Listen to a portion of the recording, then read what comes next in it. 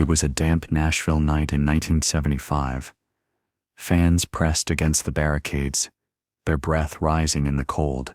Elvis had just stepped from the limousine when he froze. Just beyond the security lights, a man in a worn army jacket stood alone, his eyes fixed not on the king but on the door.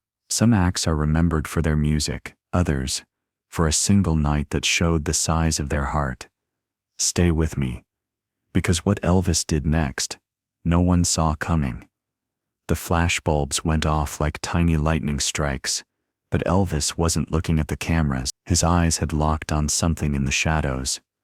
The limousine door shut behind him with a soft thud. A damp wind pushed down the Nashville street, carrying the smell of wet pavement and cigarette smoke. Fans lined both sides of the barricades, waving programs, holding scarves over their heads against the drizzle. Security formed a moving wall in front of him, murmuring, "This way, sir." But halfway to the backstage entrance, Elvis slowed. His white boots stopped on the black carpet. Against the brick wall just outside the pool of security lights stood a man, mid-40s maybe, shoulders drawn in, jacket cuffs frayed, mud crusting the sides of his boots. Beside him on the ground, a small green duffel bag sagged in the rain. A stagehand near the door leaned toward a guard and muttered, "He's been here all afternoon."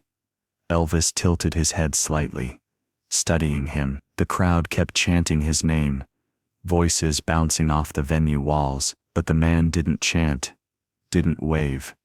He just watched the backstage door. Something in his posture, the straight spine, the stillness, spoke of military habit. Elvis's expression shifted.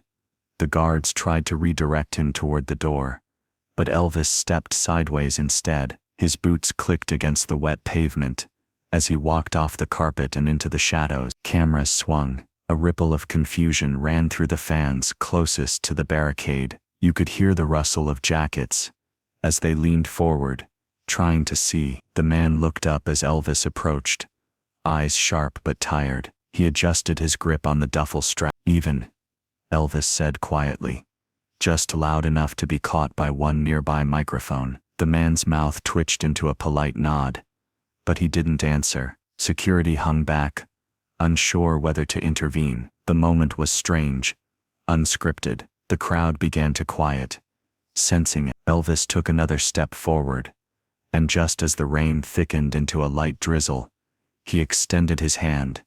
What the man did next would set the tone for the entire night. The handshake wasn't quick, it lingered, two men holding on a second longer than strangers usually do. The man finally spoke, voice low and raspy, like each word had to push through years of cold air. "Name's Jim."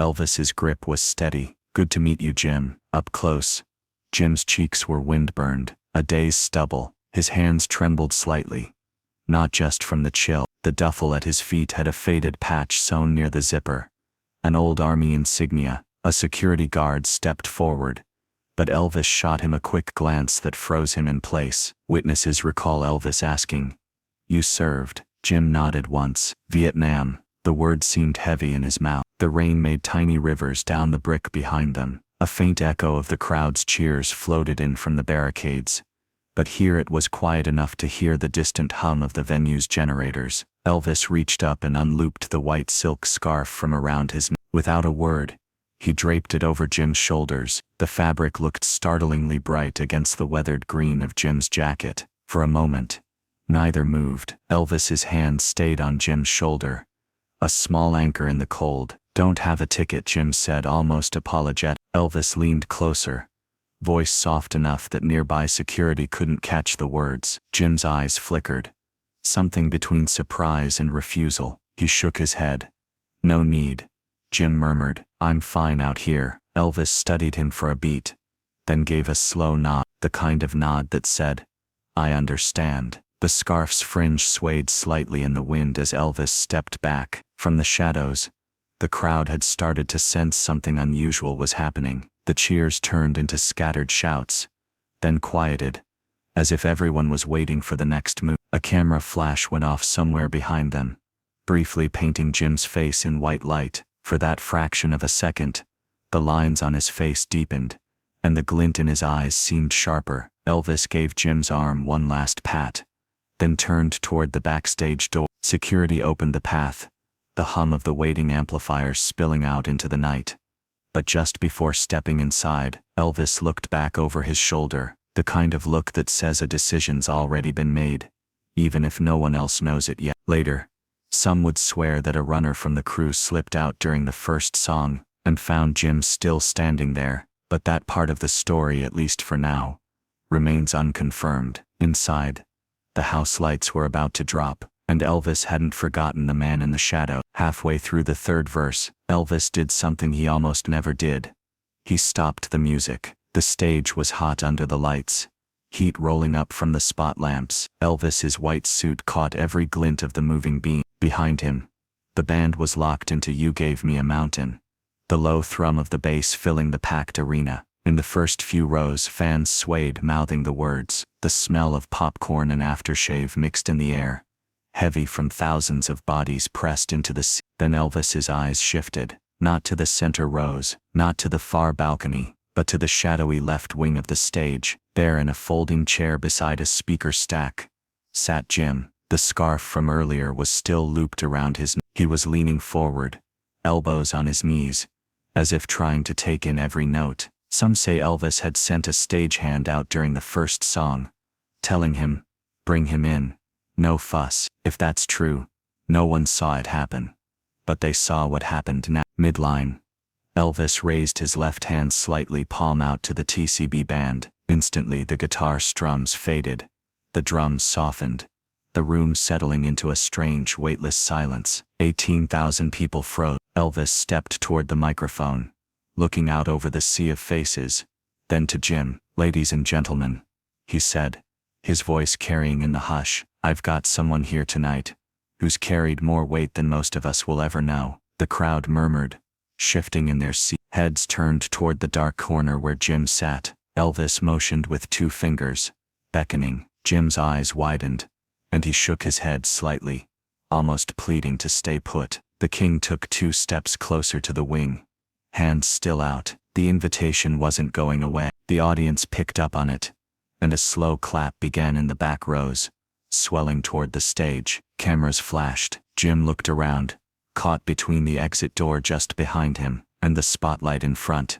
Finally, with a small sigh, half visible, half imagined, he stood. The walk from the wing to center stage was maybe 20 steps, but it felt like a mile. His boots scuffed against the stage boards. Elvis met him halfway, laying an arm across his shoulders, like they'd known each other for years. The crowd's applause rose into a roar, and as Elvis leaned into the microphone again, there was a pause, just long enough for everyone in the room to wonder what was about to happen next. What followed wasn't on any set list, and no one there would ever forget it. The band was silent, the arena waiting. Then Elvis spoke 6 words that changed the night. "We're gonna do this one together." Jim froze, still standing beside him. Elvis gave him a reassuring squeeze on the shoulder, guiding him toward the center microphone. The stage lights hit them full on, so bright Jim had to squint. The conductor gave a subtle nod, and the first gentle chords of "Can't Help Falling in Love" floated through the speakers. The audience erupted in cheers,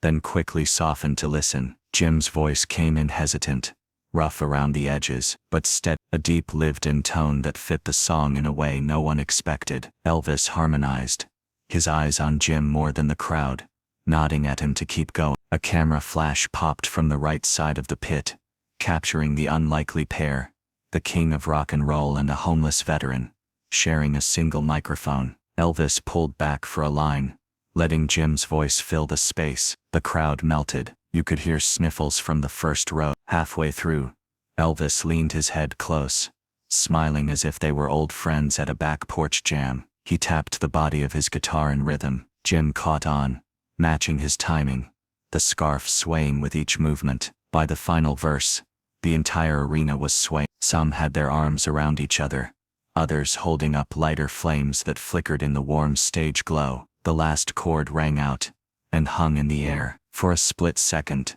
silence, then a wave of applause, so loud it rattled the light rigs above. People stood, clapping over their heads. Elvis turned, unstrapping his guitar. Without a single word, he handed it to Jim. Jim blinked, shaking his head as if to refuse.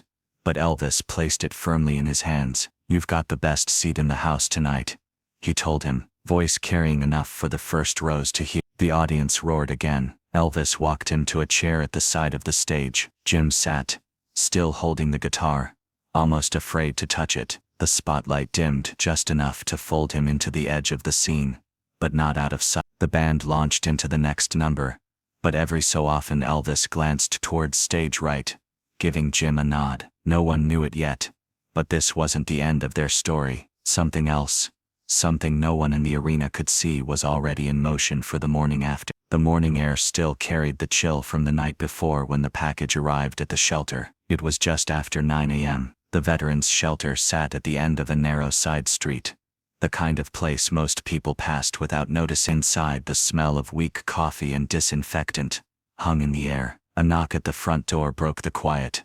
When the shelter's manager opened it, a man in a delivery uniform stood there, holding a long, slim cardboard box. A second, smaller envelope was taped to the top. "For Jim," the driver said, checking a clipboard before handing it over. The staff exchanged puzzled looks. Jim wasn't there that morning. He'd wandered off early, as he often did, but curiosity got the better of them, and they carried the box into the common room. The tape came away with a slow rip. Inside, wrapped in brown paper, was a brand new acoustic guitar, light wood, smooth as glass, the strings catching the fluorescent light overhead. One of the younger staff noticed the envelope and carefully pulled out a folded sheet of paper. On it, in looping blue ink, were the words, "You'll always have a front row seat, Elvis." For a moment, no one said anything. The sound of traffic outside felt distant. When Jim returned that afternoon, someone met him at the door and handed him the guitar. Witnesses say he froze, staring at it like he wasn't sure it was real. His fingers traced the curve of the body, then the fretboard, pausing over each metal string. He held it like a newborn. One staff member later told a local reporter, by evening, word had already spread. A DJ at a Nashville station read the note live on air, his voice cracking mid-sentence. Newspapers picked up the story the next day, running headlines about the King's gesture. Fans called it one of the most human moments of Elvis's career. Not a staged publicity stunt, but something quieter, more personal. Some say Jim played that guitar almost every day after. Others recall hearing him strum outside the shelter at dusk, the white scarf still around his neck. Back at the arena, those who had been there the night before now had a new ending to tell. What had seemed like an unforgettable moment on stage had grown into something even bigger, a private kindness that would never have to be explained in interviews. But for Jim, it wasn't just a gift. It was a reminder that for one night, someone had seen him. And years later, that night would still be the story he told most. Years later, people in Nashville still talked about the night Elvis stopped the show. Time moved on. The arena changed names. The barricades were replaced. But in coffee shops and on front porches, you could still hear the story. How the King had walked into the shadows, brought a stranger into the light, and made the whole room feel it. Jim's life after that night wasn't perfect. He still had hard stretches, still spent time at the shelter, but slowly he found steadier footing. Part-time work, a rented room, a few friends who checked in on him. The guitar stayed with him through all of it. So did the scarf. He kept them safe in a battered case, the scarf folded neatly inside. When people asked about the guitar, he didn't just say, "It's from Elvis." He'd lean back in his chair, smile faintly, and tell the whole story. How the music stopped, how the King's hand felt on his shoulder, how it was the first time in years he'd felt like he belonged somewhere. His nephew remembers those moments. He never played a show without telling that story first, he said in an interview years later. It was his way of reminding people kindness matters, even if you're the biggest name in the room. For those in the audience that night, the memory stuck like a photograph. Some still had blurry Polaroids from the duet. Others kept old ticket stubs in scrapbooks. A few swore they could still hear the hush of the crowd just before Jim's voice joined Elvis. Decades later, the story resurfaced online. A grainy black and white photo appeared on a fan forum, Elvis and Jim sharing the microphone. Someone reposted it with the caption, "The King knew the real spotlight." Within days, It spread across social media, reaching people who hadn't even been born when it happened. And for new fans, it wasn't just a music story. It was proof that fame, at its best, could be used to lift someone else. Jim passed away quietly in his sleep, years after Elvis was gone. The guitar and scarf stayed in the family. His nephew says they're not for sale. They're part of him now. The moment might have lasted only minutes on stage, but for Jim, and for thousands who witnessed it, its echo carried for a lifetime. Sometimes the most powerful performance isn't in the music.